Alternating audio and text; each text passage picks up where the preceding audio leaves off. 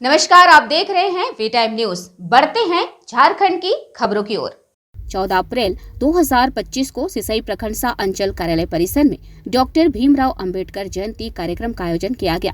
प्रखंड विकास पदाधिकारी रमेश कुमार यादव और प्रखंड कर्मचारियों के द्वारा प्रखंड परिसर में बने अंबेडकर वाटिका में उनकी मूर्ति के ऊपर माल्यार्पण कर कार्यक्रम का शुभारंभ किया गया।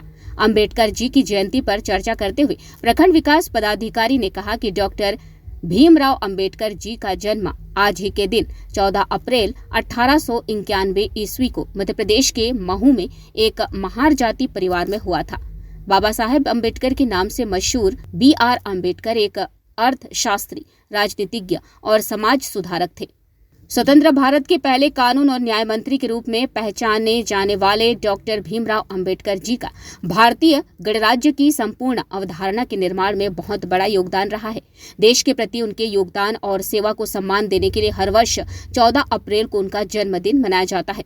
अंबेडकर और उनके योगदान का इतिहास। अंबेडकर जी कानून और अर्थशास्त्र के एक प्रतिभाशाली छात्र और व्यवसायी थे। उन्होंने कोलंबिया विश्वविद्यालय और लंदन स्कूल ऑफ इकोनॉमिक्स दोनों से अर्थशास्त्र में डॉक्टरेट की डिग्री हासिल की। उन्होंने अर्थशास्त्र में अपनी मजबूत पकड़ का इस्तेमाल भारत को पुरातन मान्यताओं और विचारों से मुक्त करने के लिए किया।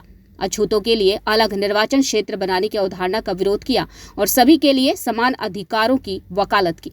सामाजिक बहिष्कृत जातियों के बीच शिक्षा को बढ़ावा देने के लिए बहिष्कृत हितकारिणी सभा की स्थापना की, जिसमें गैर ब्राह्मण वर्ग के लोग शामिल थे। उन्होंने वंचित वर्गों के बारे में अधिक से अधिक लिखने के लिए 5 पत्रिकाएं शुरू की। मूकनायक, बहिष्कृत भारत, समता, जनता और प्रबुद्ध भारत। उन्होंने पिछड़े वर्गों के लोगों के लिए अंग्रेजों द्वारा सुझाए गए पृथक निर्वाचन क्षेत्र का कड़ा विरोध किया। लंबी चर्चा के बाद पिछड़े वर्गों की ओर से अंबेडकर जी और अन्य हिंदू समुदायों की ओर से कांग्रेस कार्यकर्ता मदन मोहन मालवीय के बीच एक समझौते पर हस्ताक्षर किए गए। पूना पैक्ट के नाम से मशहूर इस समझौते ने वंचित वर्ग के लोगों को विधानमंडल में 148 सीटें प्राप्त करने की अनुमति दी, जबकि ब्रिटिश सरकार ने 71 सीटें सुझाई थी। इस वंचित वर्ग को बाद में भारतीय संविधान में अनुचित जाति और अनुचित जनजाति के रूप में मान्यता दी गई। ब्रिटिश शासन से आजादी मिलने के बाद अंबेडकर जी को पहला कानून और न्याय मंत्री बनने के लिए आमंत्रित किया गया, जिसे उन्होंने स्वीकार कर लिया।